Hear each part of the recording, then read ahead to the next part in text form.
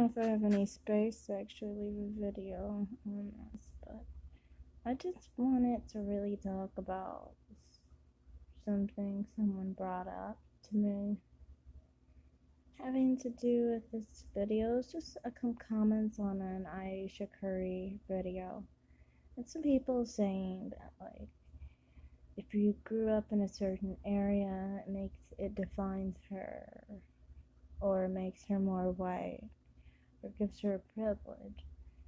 And it was like so funny to me and weird, because it's like, why would you think just because this show's around white people, Asian people, Hispanic people, whatever race, but in this case white, that it would mean it's a privilege?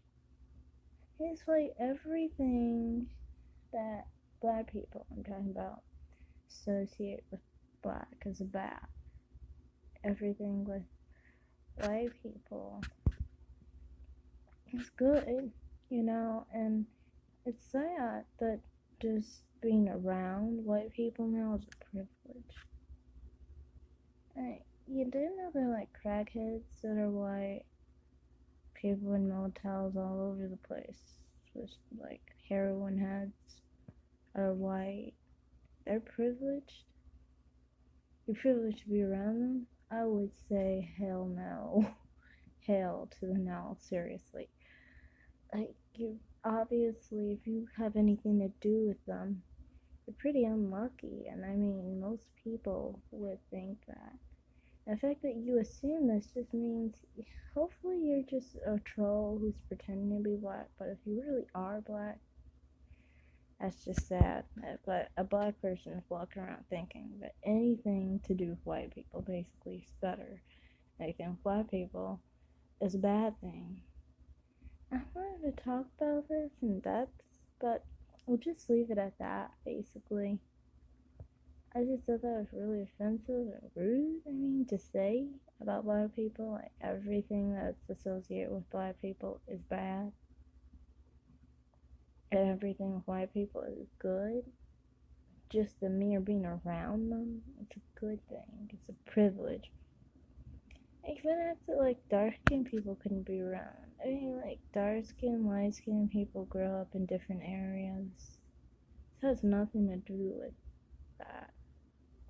I think it comes with the preconceived notion that light-skinned people all have white families, which is very ignorant.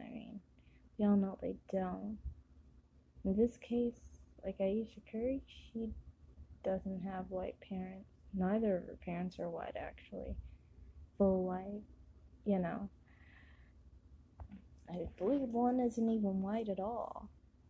But it's like, that to me is just weird that someone would associate that with black people.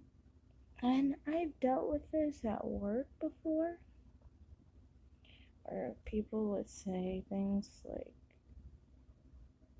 that what they think of black people, what it means to be black, and what black people are like and stuff. That they talk a certain way, things of that nature. It's just like, the things they associate are all negative. The culture, the language. One guy at work didn't want to be black because of the things associated with, like, being ghetto and stuff.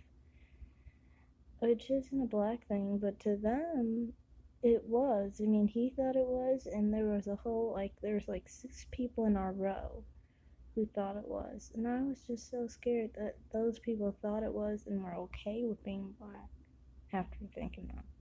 Like, the most logical thing would be to not want to be black, in my opinion. Which obviously isn't true. It's not obviously true that this is what being black is, but it's just sad that some people walk around thinking that. And the self-esteem of a person who thinks that way, it must be extremely low and down in the tubes. And I do feel sorry for anyone who really has that type of identity and preserves the idea of white supremacy in the process of thinking they are less than and always will be. It's a shame. I wish people would just come out of it and just realize that, you know, you can be proud of who you are. You don't have to put anyone down. We're all equal. But you don't have to associate everything bad with your people just because that's what you were told and subjugated, and this is what you thought was the truth because that's all you know. That's all I have to say about that. I'm gonna be done. I'm gonna make this a short video, and thanks for listening.